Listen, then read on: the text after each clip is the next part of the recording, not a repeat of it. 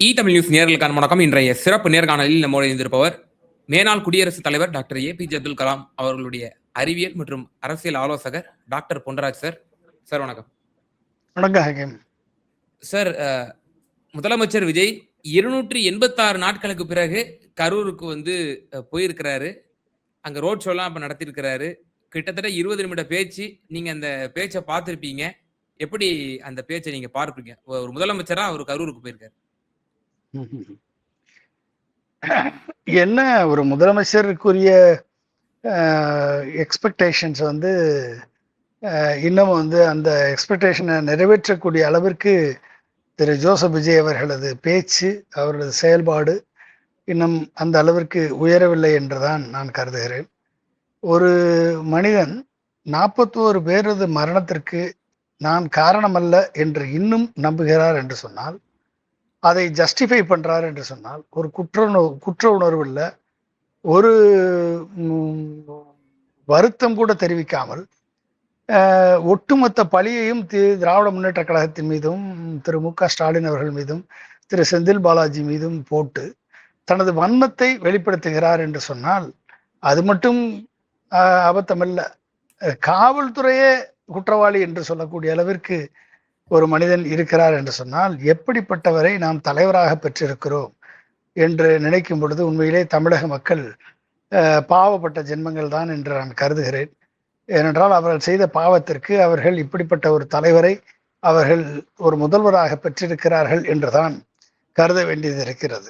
அது அவர்கள் தலையெழுத்து, அதை நாம் ஒன்றும் செய்ய இயலாது. பெரம்பலூருக்கு செல்லும் பொழுது என்னை எச்சரித்த காவல்துறை கரூருக்கு செல்லும் பொழுது ஏன் எச்சரிக்கவில்லை?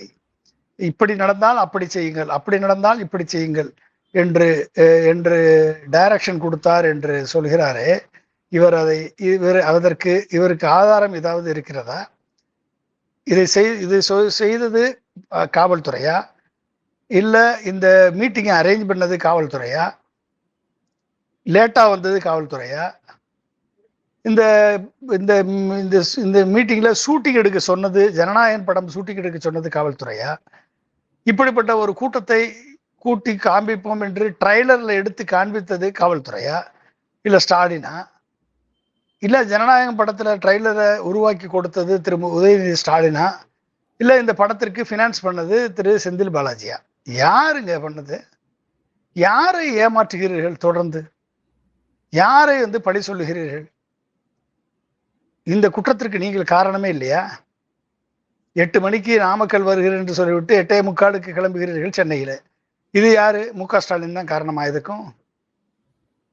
சரி, நாமக்கல்ல இருந்து கரூர் வர்றதுக்கு எப்படி பார்த்தாலும் 1 மணி நேரம் தான், 1 hour தான். அப்படியே கூட்டமா இருந்தாலும் 3 hours. 12 மணிக்கு வர்றேன்னு சொல்லிட்டு ஏன் சார் 7:30 மணிக்கு வந்தீங்க? இது யார் சார் காரணம்? இன்னைக்கு உங்களுடைய வழிநெடுகும் மக்களே வெள்ளமே இல்லையே, மக்கள் கூட்டமே இல்லையே. ரோட் ஷோ போனீங்க, வெறும் தெருவில் கையை காமிச்சிட்டு போறீங்களே, ஆளே இல்லையே, உங்களை பார்ப்பதற்கு மக்களே வரலையே. எங்க போனாங்க அந்த மக்கள்லாம்? எங்க போனாங்க அந்த கூட்டமெல்லாம்? எங்க போனாங்க அந்த பைக்ல உங்களை பின்தொடர்ந்து வந்த கூட்டமெல்லாம் எங்கே போனது? சொல்லுங்க. இன்றைக்கு நடந்த ரோட் ஷோ என்னாச்சு? காலையில இருந்து லைவ் ஷோ போட்டுட்டு இருக்கான், என்ன கூட்டம் வந்தது? சொல்லுங்க. அப்ப என்ன யாரை ஏமாற்றுகிறீர்கள்? யாரை நீங்க 12 மணிக்கு வர வேண்டியவர் பக்கத்துல மாவட்டங்கள், பக்கத்தில் இருக்கக்கூடிய 4-5 மாவட்டங்கள்ல இருந்து ஆட்களை திரட்டி கொண்டு வந்து உங்கள் நிர்வாகிகள் மூலமாக பணத்தை செலவழித்து, தண்ணீராக செலவழித்து ஆட்களை திரட்டி கொண்டு வந்து 27,000 பேரை அங்க நிறுத்தி அதுல 10,000 பேரை கூடையே கூட்டு வந்து காவல்துறை எச்சரித்தவர் பேரு டிஎஸ்பி, எச்சரித்தவருடைய பதவி பேரு டிஎஸ்பி, டெப்டி சூப்பரிண்டென்டென்ட் ஆஃப் போலீஸ்னு பேர் இருக்காரு. டிஎஸ்பி அப்படின்னா அவர் காவல்துறையை சேர்ந்தவரா இல்ல வேற யாரும் சேர்ந்தவரா? காவல்துறை எச்சரிக்கையில எப்படி வாய் கூசாம போய் சொல்றீங்க? காவல்துறை எச்சரிக்கையில எப்படி வாய் கூசாம போய் சொல்றீங்க? சொல்லுங்க பாப்போம். அப்ப காவல்துறை எச்சரிக்கையை மீறி முடிவெடுத்து போய் இந்த கூட்ட நெரிசலுக்கு ஆளாகி 41 பேர் இறந்தது காரணமான முடிவை எடுத்தது யார்? திரு ஜோசப் விஜயா, திரு ஆதவ அர்ஜுனாவா, திரு புஷி ஆனந்தா? இதான கேள்வி. இந்த குற்றத்தினுடைய இதான முக்கியமான முடிச்சு. அந்த முடிச்சே தூக்கி காவல்துறை மேல பழிய போடுறீங்க நீங்க. இத்தனைக்கு இவர minister for police, home department. எப்படி? அப்ப என்ன அர்த்தத்துல வந்து நீங்க வந்து ஒரு முதல்வராக இருந்து கொண்டு இந்த காவல்துறை மீது பழியை போடக்கூடியவராக இருக்கிறீர்கள்? இந்த கரூர் மக்கள் உங்களுக்கு வாக்களிக்கவில்லையே. இந்த கரூர் மக்கள் உங்கள் எம்எல்ஏவாக தேர்ந்தெடுக்கவில்லையே. உங்கள் தாவக வேட்பாளர் வெற்றி பெற வைக்கவில்லையே. வெற்றி பெற வைத்தது அதிமுக வேட்பாளர் எல்லாம் வெற்றி வைத்தார்கள். எம்.ஆர். விஜயபாஸ்கர அவரை குதிரை பேரத்துல எல்லாம் இப்ப வாங்கியிருக்கீங்க நீங்க. அதையும் இல்லை என்று சொல்லக்கூடிய தூய சக்தியாக எல்லாம் இப்ப இருக்கீங்க. சரி, சட்டமன்றத்துல தான் போய் சொன்னீங்க, ஜல்லிக்கட்டுல போராட்டத்துல கலந்துக்கிட்டேன்னு போய் சொன்னீங்க, கொரோனாவில் நான் வந்து பாடுபட்டேன்னு போய் சொன்னீங்க, மக்கள் வெள்ளத்துல சிக்கி தவிக்கும் பொழுது நான் உதவினேன்னு போய் சொன்னீங்க. சரி, சட்டமன்றத்துல தான் போய் சொன்னீங்க அப்படின்னு பார்த்தா இங்க மக்கள் மன்றத்திலையும் வந்து போய் சொல்றீங்களே. அப்போ உங்களுக்கு வந்து பொய் சொல்வது என்பது ஒரு ஒரு ஹேபிச்சுவல் ஒரு ஈவெண்டா போயிருச்சா உங்களுக்கு? அப்ப என்ன வேணாலும் நீங்க சொல்லலாம். எல்லாத்தையும் ஏற்றுக்கொண்டு செல்வதற்கு தமிழக மக்கள் அந்த அளவிற்கு தரம் தாழ்ந்தவர்களாக தமிழக மக்கள் மாறிவிட்டார்கள். நீங்கள் சொல்வதற்கெல்லாம் கைதட்டக்கூடிய ஒரு கூட்டம் இருக்கிறது, பெண்கள் கூட்டம் இருக்கிறது, இளைஞர்கள் கூட்டம் இருக்கிறது என்று எண்ணிக்கொண்டு வாய்க்கு வந்ததெல்லாம் பேசிக்கொண்டு ஒட்டுமொத்த பழியையும் தூக்கி இங்கே போட்டுவிட்டு சார், இப்ப எனக்கு அதான் கேள்வியே. அவர் ஒரு முதல்வர், இதற்கு முன்னாடி பேசினதெல்லாம் அவர் வந்து ஒரு கட்சியினுடைய தலைவரா அவர் பேசியிருக்கலாம். இப்ப ஒரு முதல்வருங்கிற பொறுப்பு, ரெஸ்பான்சிபிலிட்டி இருக்கு. பேசும்போது என்ன சொல்றாரு அப்படின்னா, போலீஸ் வந்து எங்களை கூட்டு வந்து டிராமா பண்ணாங்க பாருங்க, அவங்களே கொண்டு வந்து விட்டாங்க, நான் வேற தெரியாம நன்றி வேற சொல்லிட்டேன் அப்படின்னு சொன்னாரு. சொன்னதுக்கு பிறகு என் மேல பழி போடுறீங்களா, வாய் இருந்தா என்ன வேணாலும் பேசுவீங்களா அப்படின்னு சொல்லி கடந்த முறை திருச்சி கிழக்குல பேசும்போது வாயில நல்லா வந்துரும் அப்படின்ற மாதிரி ஒரு வார்த்தை சொன்னாரு. இங்க ஒரு டேஷும் கிடையாது அப்படிங்கிற மாதிரி பேசுற ஒரு தன்மை. இது ஒரு மாண்புமிகு முதலமைச்சர், 8.5 கோடி மக்களுக்கான பிரஜைக்கான ஒரு பிரதிநிதி, இப்படி பேசக்கூடிய தன்மையை நம்ம எப்படி பாக்குறது? அது அவருடைய பண்பு நலன்களை வெளிப்படுத்துகிறது. சட்டியில இருந்தா தானே அகப்பையில வரும். சட்டியில என்ன இருக்கோ அதானே வெளியே வரும். அவருக்கு இருக்குது, அவ்வளவுதான் இருக்கு, அதனால அதுதான் வெளியே வருது. ஸோ அதனால வந்து அப்படிப்பட்ட வார்த்தைகளை அவர் உபயோகிக்கிறார் என்று சொல்லும் பொழுது எப்படிப்பட்ட ஒரு மனநல கொண்டவராக இவர் இருப்பார், எப்படிப்பட்ட ஒரு எண்ணம் கொண்டவராக இவர் இருப்பார் என்பது வெளிப்படையாக மக்கள் உணர்ந்து கொள்ளும் விதத்திலே இது தெரிகிறது. எனவேதான் இன்றைக்கு வந்து நீங்க கரூருக்கு அவர் முன்பு வந்த போது இந்த கூட்டம் இப்போது இல்லை. கரூருக்கும் திருச்சிக்கும் அவர் எங்கு சென்றாலும் தமிழகம் முழுக்க கூட்டம் முண்டியெடுத்து வந்தது. அது காரணம் என்ன? அதெல்லாம் பெர்செப்ஷன், அதெல்லாம் கிரியேட் பண்ண கூட்டம், கொண்டு வரப்பட்ட கூட்டம். இன்றைக்கு ஏன் மக்கள் வந்து பார்க்க வரவில்லை? ஏன் மக்கள் வந்து வெறும் தெருவில், மக்கள் இல்லாத தெருவில் கையசைத்து கொண்டு செல்கிறார்? ரோட் ஷோல என்ன நடக்கிறது? ஸோ மக்கள் வந்து இவரை புரிந்து கொண்டு விட்டார்கள். இவர் யார் என்பதை இந்த 50 நாட்கள் ஆட்சி காலத்திலே நாம் தவறான முடிவு எடுத்து விட்டோம் என்று பெண்களும் குழந்தைகளும் இளைஞர்களும் பொதுமக்களும் இன்றைக்கு வந்து நாம் தவறான முடிவெடுத்து தேர்ந்தெடுத்து விட்டோம் என்பதை உணர்ந்து கொண்டார்கள். எனவே இவரை பார்ப்பதற்கு இன்றைக்கு இந்த கூட்டம் இல்லை என்பது வெளிப்படையாக வெள்ளிடை மலையாக தெரிகிறது.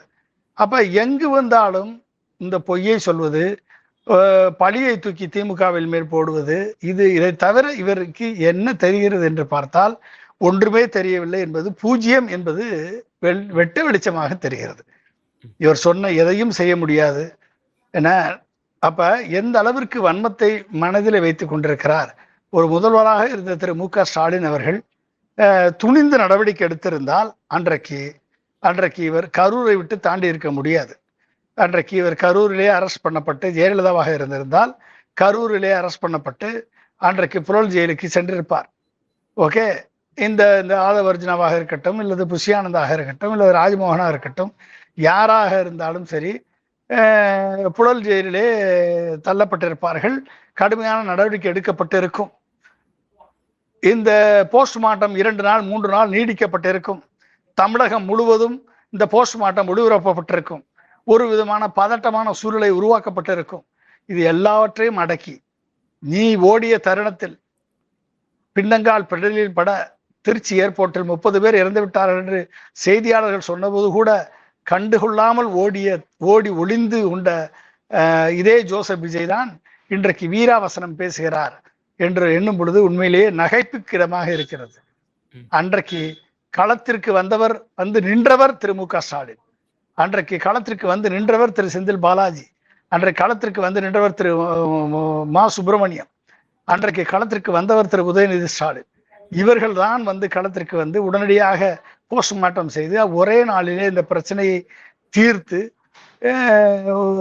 இன்றைக்கு எஃப்ஐஆர் கூட போடாமல் ஒரு நபர் கமிஷன் அமைத்து ஒரு பெருந்தன்மையாக நடந்து கொண்ட முதல்வரை பார்த்து குற்றவாளி என்றும் பழியை என் மீது போட்டுவிட்டார் என்றும் வன்மத்தோடு வெறியோடு ஆணவத்தோடு அகங்காரத்தோடு ஒரு முதல்வர் திரு ஜோசப் விஜய் அவர்கள் பேசுகிறார் என்று சொன்னால் அவர் எப்படிப்பட்ட ஒரு தலைவராக அவர் இருக்கிறார், இவரை எப்படி தலைவராக ஏற்றுக்கொள்கிறார்கள் திரு வைகோ போன்றவர்கள் என்பதெல்லாம் நினைக்கும் பொழுது உண்மையிலேயே பதவி பணம் என்பது எந்த அளவிற்கு தமிழக அரசியலின் தரத்தை வந்து அடிமட்டத்திற்கு கொண்டு சென்றிருக்கிறது என்பது நன்றாக விளங்குகிறது.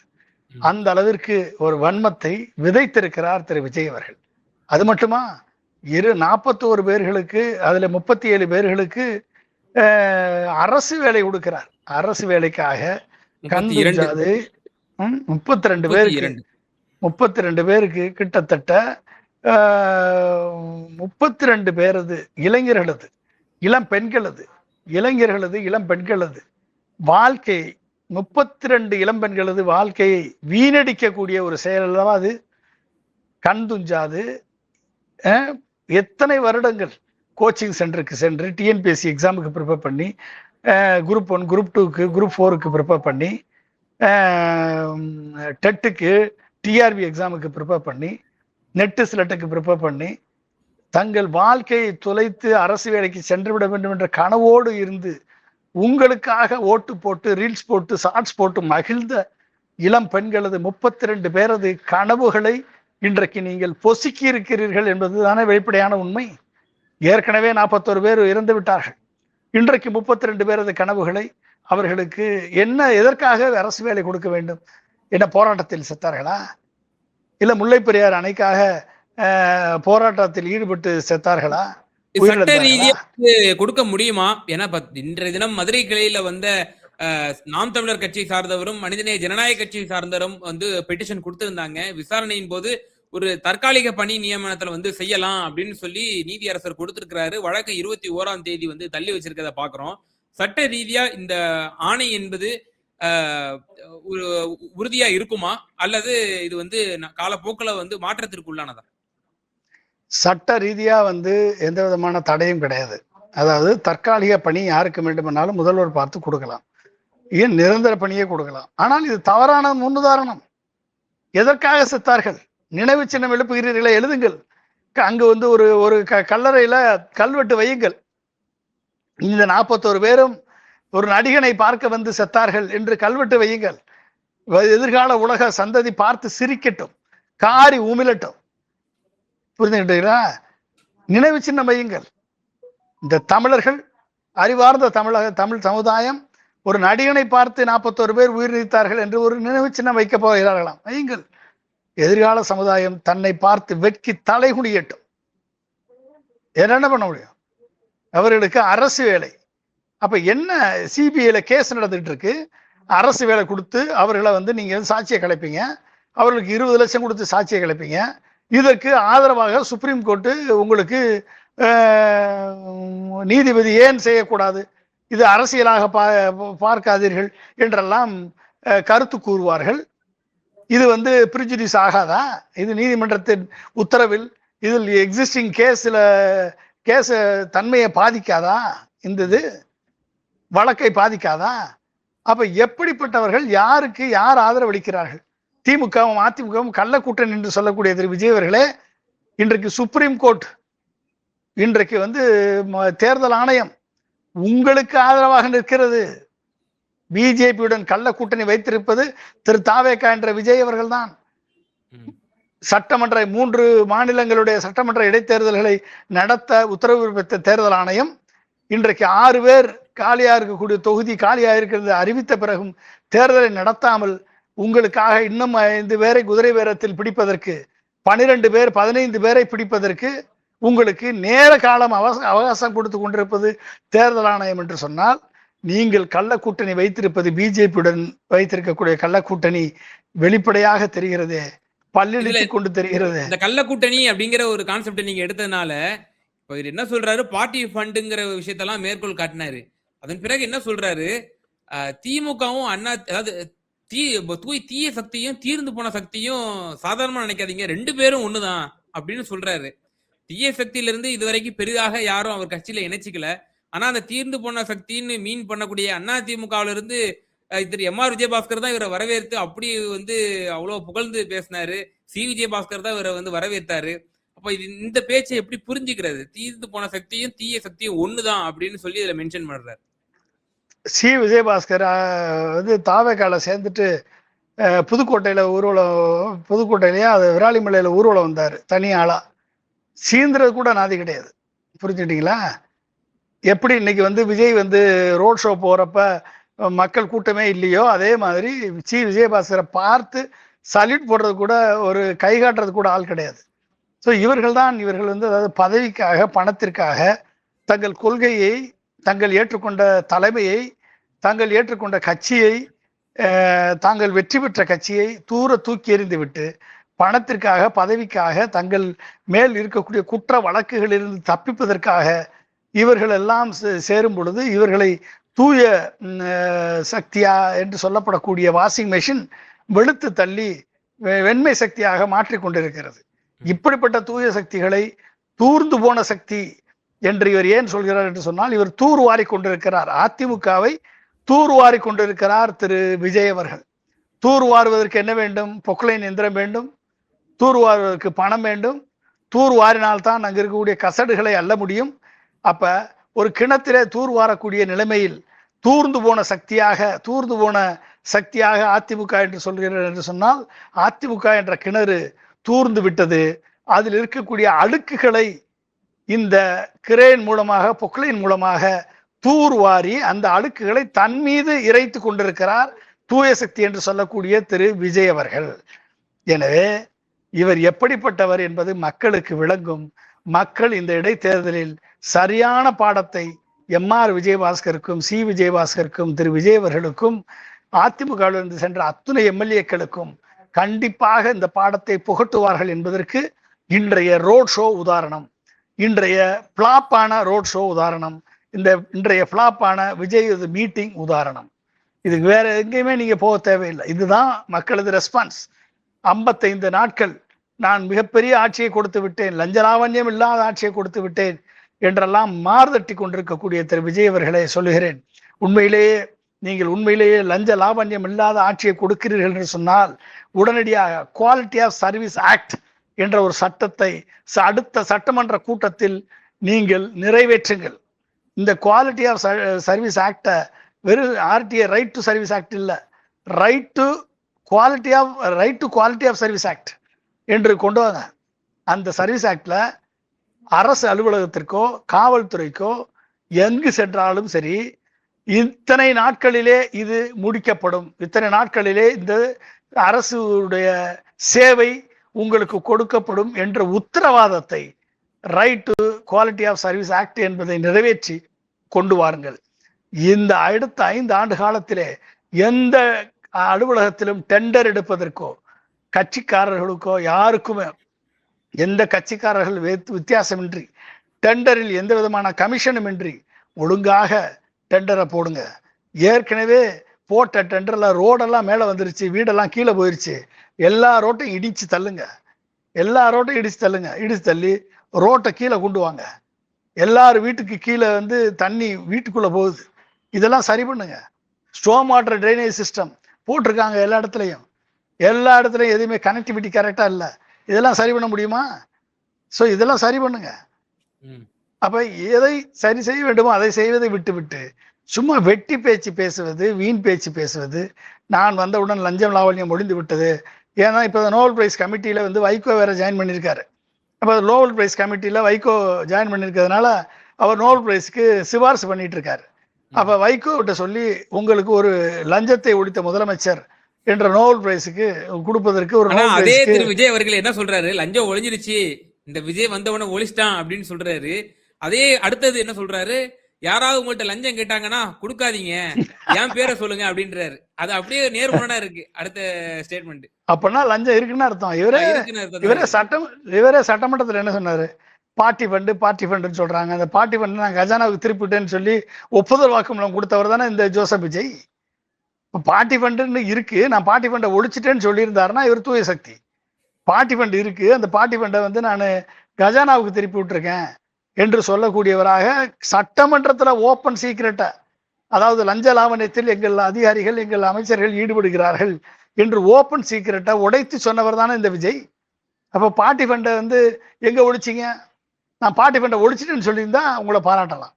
ஆனால் பார்ட்டி ஃபண்டுன்னு சொல்லிட்டு அது நான் கஜானாவை திருப்பி விட்டு ஜிஎஸ்டி வரி கட்டி கஜானாவை திருப்பினீங்களா, இல்லை நான் டாக்ஸ் ரெவன்யூவில் கஜானாவை திருப்பினீங்களா, இல்லை எதில் திருப்பினீங்க, எதில் கன்சாலிடேட் ஃபண்டில் கொண்டு போய் சேர்த்தீங்களா, எதில் சேர்த்தீங்க சொல்லுங்க.